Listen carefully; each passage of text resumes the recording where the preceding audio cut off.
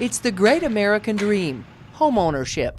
And if you're planning to build a home in Washington County, be prepared to face constant changes in rising costs of materials and impact fees. There's even a labor shortage. Yes, we are having an extreme labor shortage right now, and we're seeing the impact on home pricing. They continue to rise.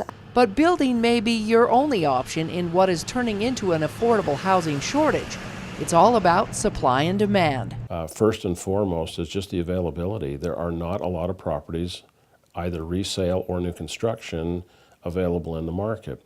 And there are a number of buyers who would love to live here. Washington County is going through another growth spurt, but not quite as dramatic as in the mid-2000s, right before the recession, when prices bottomed out. This year so far we're about at a 5% growth rate. And if you want to compare that to the housing boom, it was about 18%, which is not sustainable. There are about 1,720 permitted homes to be built in Washington County in 2017, which is up about 2% from last year. It typically takes 6 to 9 months to build a home. That's if you've purchased the land. Since we have only limited land, that drives the price of lots as well.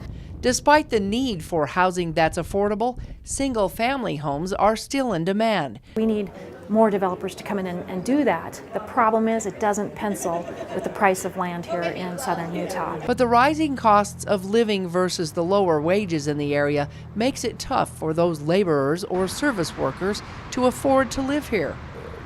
Therefore causing a gap in those folks that are not making or not being able to qualify for the $350,000, $450,000 homes. They're left out there figuring out, how do I survive?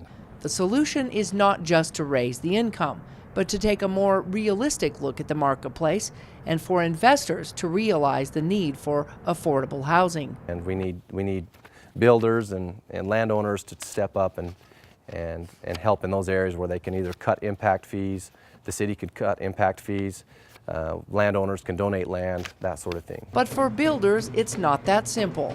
Currently, new growth pays 100% of water impact fees countywide to the Washington County Water Conservancy District. In January 2018, those fees will rise from around $7,500 to $8,500. It'll go 75 approximately to 85 next year, 95 the year over, and ultimately it'll go up to about $13,000 for new growth.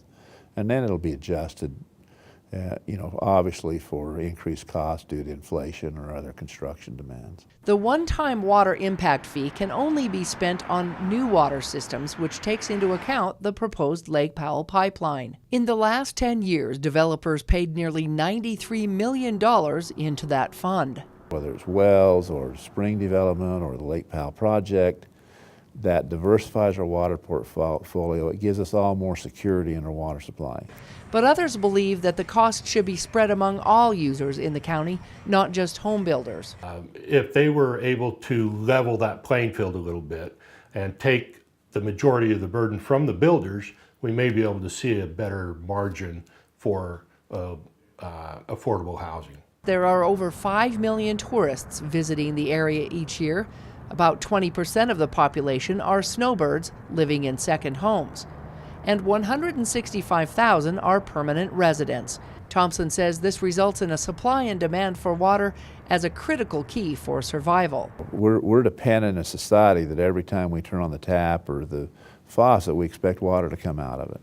There's a cost to that. The cities also charge impact fees. Depending upon the location, you can expect to pay around $6,000 or more for such things as water, sewer, parks and recreation fees, and in upwards of $4,000 to $8,000 for electrical connection fees. Then there are building permits, which cost around $1,700. For an average 3,000 square foot home with a garage and patio in the Little Valley area, your total fees will average around $20,000 in fees just to start. Before you even start construction on a home with land and regulation costs, it's a huge percentage of the home. A newly proposed 20.83% tariff on Canadian wood imports will also drive the cost up. Last year, nearly 95% of all imported lumber came from Canada. Those concerned about the high cost to build, buy, or rent in the greater St. George metro area say that it may come down to meeting with investors, landowners, and others to come up with solutions. To reduce whatever it is that they need to reduce, whether it's a commission, whether it's a land cost, whether it's a labor cost with contractors and general contractors, whether it's impact fees. Some of the struggles that happen is when builders or developers go to public meetings, all the neighbors come out and they're against the multifamily project. But I think what they don't realize is they're hurting their posterity, because they will eventually have to move if they cannot find affordable housing in southern Utah. You're talking about a fee that's 3% of the whole cost of the project. I don't care how you cut it, it's not going to solve the underlying problem. You build a $150,000 or $200,000 home, you've really got to be close on your margins to be able to make it profitable, as opposed to a $300,000 or $400,000 home where you have a little more latitude. Sometimes we hear, oh, greedy builders, developers, but that is not the case at all. Of course, they can't have their own business if they lose money, but some of the things I've mentioned before is land costs, construction costs, labor costs, since we're having an extreme labor shortage. All of those factors go into constructing a new home and beyond our control. We've got to be able to be open-minded. You know, we've got to be able to look at what's happening in our community and in our society and be willing to look at other options. You know, how are we going to take care of the next generation? More or less, how are we going to take care of the generation in front of us? So there's a strong demand for it, which plays into the hands of a lot of our landlords and homeowners. That way they can raise prices for the rents, they can charge more for homes, and it makes it difficult to stay in wonderful St. George when the prices are so high. Whether you are renting, buying, or building, the beauty and nice weather of living in Washington County is going to cost you. Probably will be paying a little bit more to live down here, but it's definitely well worth it. In Washington County, Melissa Anderson, CEC News.